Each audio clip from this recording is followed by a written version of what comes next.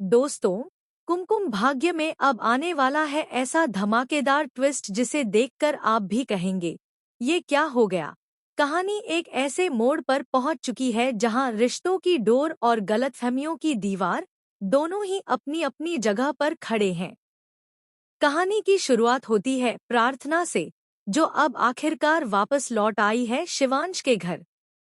लेकिन रुकिए, ये वापसी वैसी नहीं जैसी आपने सोची होगी। असल में वो यहाँ एक एलुमनी भरण पोषण की मांग को लेकर आई है और इसी वजह से पूरे घर का माहौल बदलने वाला है। शिवांश की टूटन और प्रार्थना की उलझन। प्रार्थना के घर छोड़कर जाने के बाद शिवांश अंदर से पूरी तरह बिखर चुका है। वो हर वक्त उसके बारे में सोचता रहता है और खुद को संभाल नहीं पाता। यहाँ तक कि वो उसे उसके घर छोड़ने तक जाता है। लेकिन प्रार्थना के मन में एक अलग ही डर है, घर पहुंचकर वो सबको क्या बताएगी। जैसे ही प्रार्थना घर पहुंचती है, दरवाजे पर उसकी माँ खड़ी होती है। माँ का गुस्सा साफ झलकता है। इतनी रात को क्यों आई है तू? वापस चली जा अपने घर। लेकिन तभी उसकी बहन बीच में आती है और प्रार्थना को अंदर ले जाती है।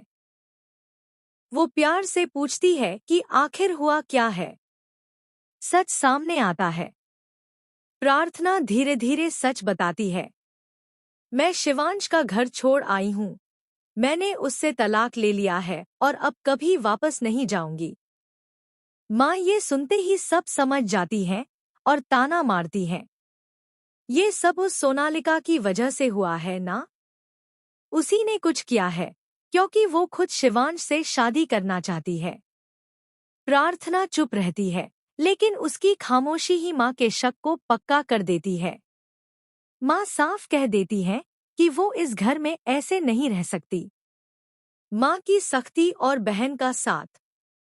प्रार्थना की बहन तुरंत माँ से कहती है, माँ, दीदी का भी तो घर है, ये यहीं रह सकती है। लेकिन माँ का जवाब और भी सख्त होता है।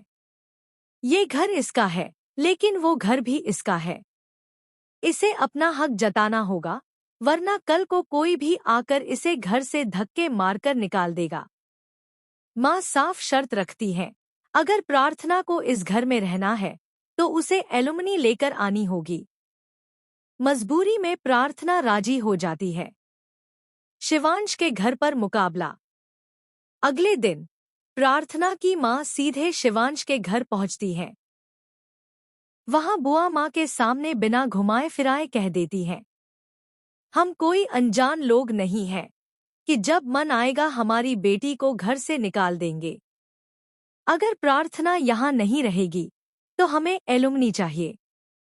शिवांश को लगता है कि शायद प्रार्थना उससे मिलने और वापस साथ रहने आई है। उसका चेहरा एक पल को खिल उठता है, लेकिन बुआ माँ उसकी गलतफहमी दूर कर देती हैं। वो तेरे लिए नहीं, एलुमनी के लिए आई है। दिल टूटने का पल।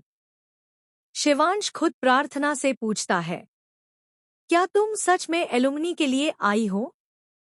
प्रार्थना अपनी माँ की तरफ देखती है और मजबूरी में हाँ कर देती है।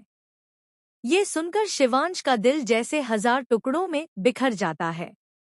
ड्रामा, इमोशन और अनजाना रोमांस। अब कहानी में एक और मोड़ आता है।